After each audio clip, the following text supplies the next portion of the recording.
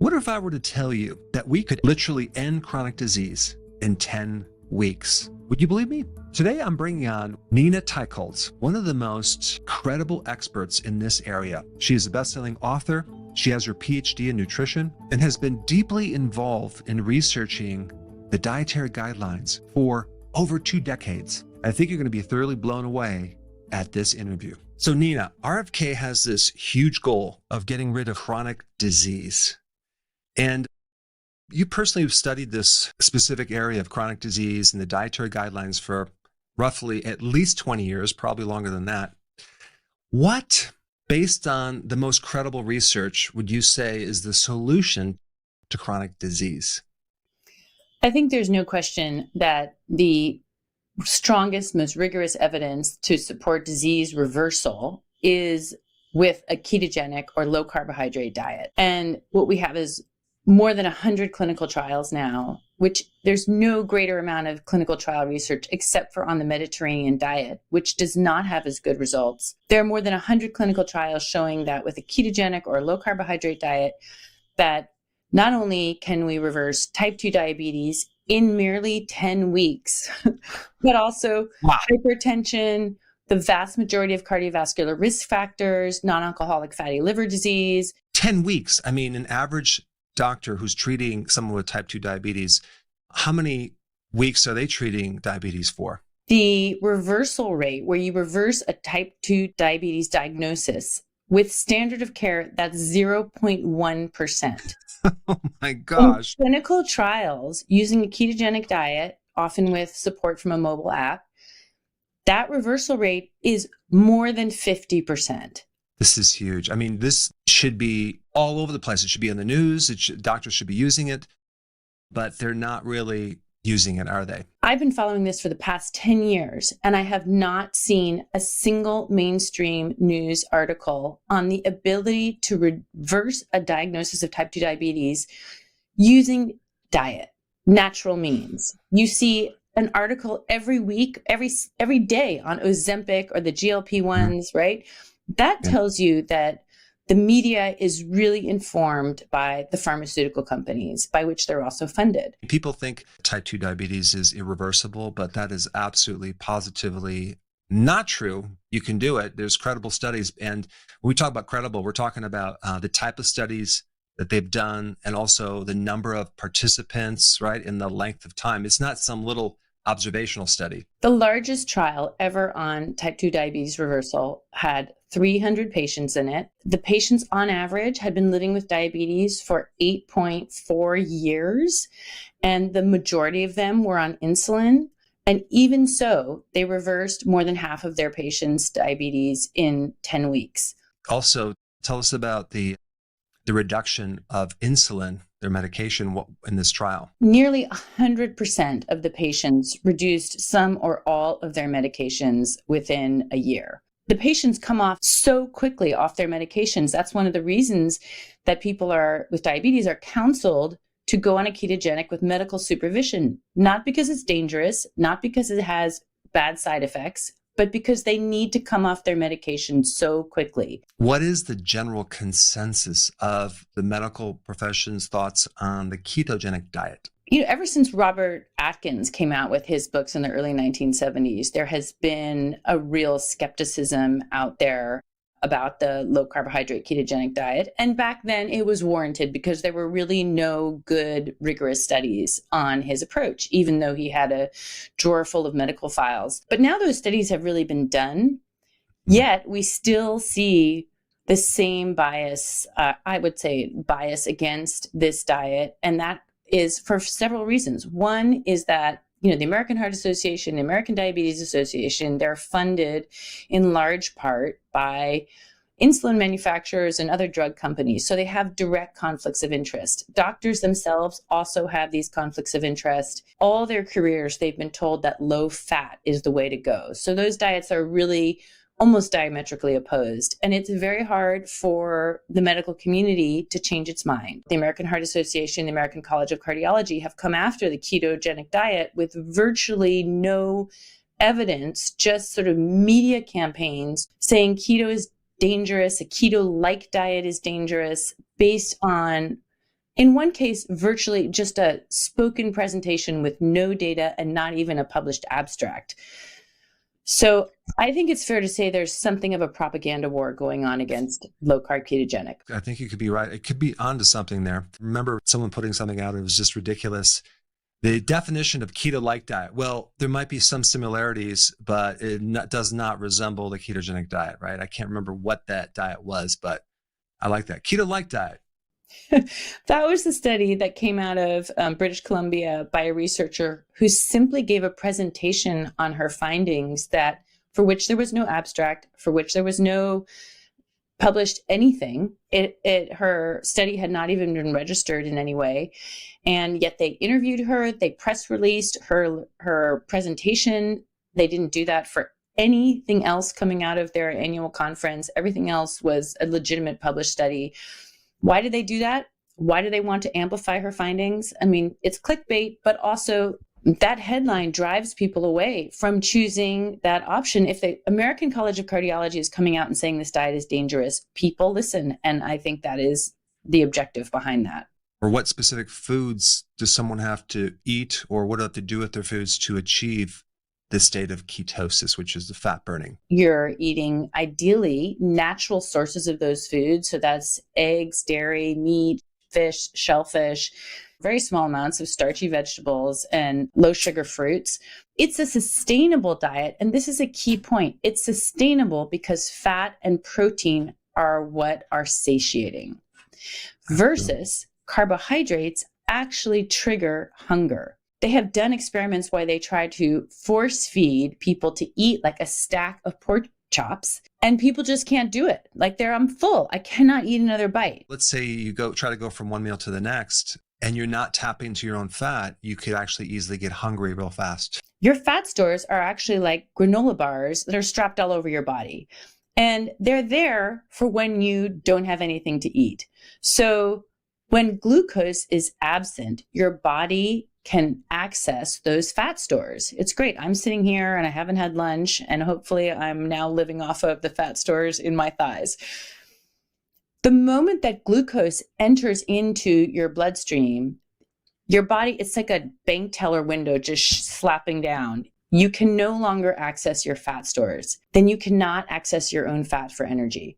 The dietary guidelines, which you studied extensively, people are influenced by that dietary guideline. Is it quite extensive as far as where it goes? The dietary guidelines are really the most powerful lever in the country on what Americans eat for several reasons. One is that by law, all federal food programs are required to follow the guidelines. So that includes the National School Lunch Program, infant children feeding programs, programs for the elderly, the military, which has an obesity problem equal to the general population, is required to teach the guidelines. Second, the guidelines are basically downloaded by health professionals as the gold standard. So even if you don't know about the guidelines, when you go to your doctor, nurse, nutritionist, dietitian, they are giving you the guidelines. What is the problem with the dietary guidelines? And is there a little bit of conflict of interest involved? I was an author on the first ever paper to systematically review all the conflicts of interest of the experts that are appointed to review the guidelines. In the last committee, we found that 95% of that 20-person committee had a tie to either food or pharma. Half the committee had 30 such ties or more. One person had 152 ties to food or pharma. So, I mean, there are clearly influences there that are, direct conflicts with the idea that people need healthy food. And there's certain viewpoints out there that, we need to get the chemicals out of the junk food and this and that. But from your viewpoint and your experience working with the actual food itself, can we actually correct the chronic disease if we're just eliminating a food additive? I think that could only be beneficial for us. There's no reason we should have such long lists of ingredients in our food products. However, food dyes taken out of Fruit Loops is Fruit Loops that aren't attractive, but still carry a huge load of starch with them, right? So that's right. Carbohydrate. So that's not going to reverse disease. I don't know of any clinical trial studies that show that removing these ingredients will reverse chronic disease. Where we have the evidence is with a low carbohydrate ketogenic diet that can reverse disease. We have many clinical trials on that. We must go forward, as RFKJ has said himself, in a science-based way. The best quality studies, especially for population-wide guidelines that affect everybody. So if, in other words, you're saying if I have regular Pop-Tarts and maybe organic Pop-Tarts, right, no food coloring, this is not going to correct my metabolic disease.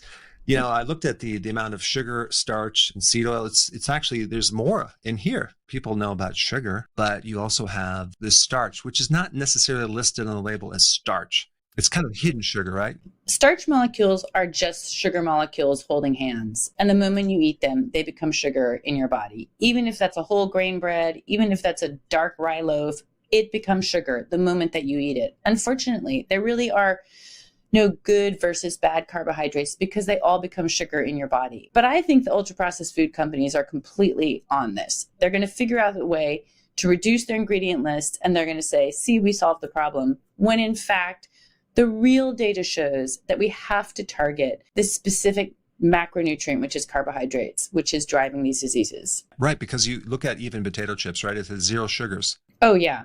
That's a real racket. The whole 0 sugar, no sugar added, that is meaningless. What is the single most important thing that we could possibly do to rid chronic disease? If we can get good food advice about what constitutes a diet that can reverse disease out to the American public, then we will be able to reverse chronic disease, and we will be able to do it quickly. I mean, the study that you quoted is like 10 weeks. That's like a little more than 2 months. That's such a short period of time. It's amazing. It's possible to reverse type 2 diabetes in the largest study that has ever been done. More than half the patients reverse their type 2 diabetes in just 10 weeks. This is not about doing more research, right? I mean, we keep doing research and research and research, and people say, yeah, the evidence is not out yet, but there's already research done on this topic. We don't need to actually keep doing it, right? We have credible data, at least as a starting point. I completely agree. We have enough research. We have multiple randomized controlled clinical trials showing that disease reversal is possible. And there is not a need for more research at this point, although more research is helpful and needed, but we can absolutely start based on the research that we have. Here we have actual intervention trials on real humans that shows how the body actually responds. Far better source of data, and we don't need to wait to act on it. Out of all the tests that a doctor can do, yes, we have blood glucose test, right? We have A1C. Is there any other test that would be important for a medical doctor to test as something to catch as a preventative type test? Testing your fasting insulin will allow you to identify your steadily worsening metabolic health literally decades earlier, before you get a diagnosis of type 2 diabetes. So it's critical that we test people, even kids, with fasting insulin levels to discover, have they embarked already on this worsening metabolic health journey? I mean, doctors should do that as a baseline test. It tells you much more than your fasting glucose. It tells you more than your lipids.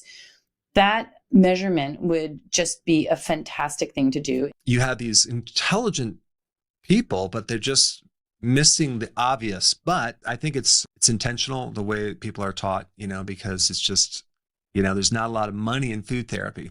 The medical curriculum has been largely informed by the thinking of pharmaceutical companies. And so, doctors are taught that basically you can try diet and lifestyle interventions, but they largely don't work. So there's a kind of fatigue about diet. I actually had one student tell me that they went up to their lecturer in medical school afterwards and said, hey, doc, do you know about the ketogenic diet? And the professor said, well, I'm actually on a ketogenic diet myself, but I'm not allowed to teach it in the classroom. Interesting. I can't blame the doctors. They're not getting informed, and their experience is they tell their patients to go on a diet. The diet doesn't work. And so it's legitimate as a doctor to conclude, well, this kind of intervention just doesn't work. So I'll have to move on to the pills and whatever else I prescribe. So that's a rational response to telling your patients about basically a failed diet. This is just fascinating information. And I am very adamant about, and you are too, about promoting this solution I'm like, how did you simplify this and organize in such a way that it's just very interesting. So I appreciate that. I'm going to put a link down below. For those of you that have not checked that out, definitely check it out because it's super valuable and it's very easy reading as well. Thank you. I mean, we live in a time when there are just so few journalists investigating the politics, the corruption in nutrition. I wish there were more. I have virtually no colleagues. So every time I look into something and find just wild amounts of conflicts of interest and shoddy science, and I wish I weren't the only person reporting on this. So yes, I mean, I would welcome any journalists out there who'd like to join me. I mean, it's a very rich vein to investigate. And for anyone who signs up for my Substack, there's so many pieces there about, the bad science on meat and cancer and the conflicts of interest on that panel, the conflicts of interest at our most esteemed universities like at Harvard and Stanford in their nutrition departments. I mean, it is stunning. The awareness is coming up and things are going to change. And I think the future is bright in this area. So thank you so much for coming on. I appreciate that. Thank you for having me.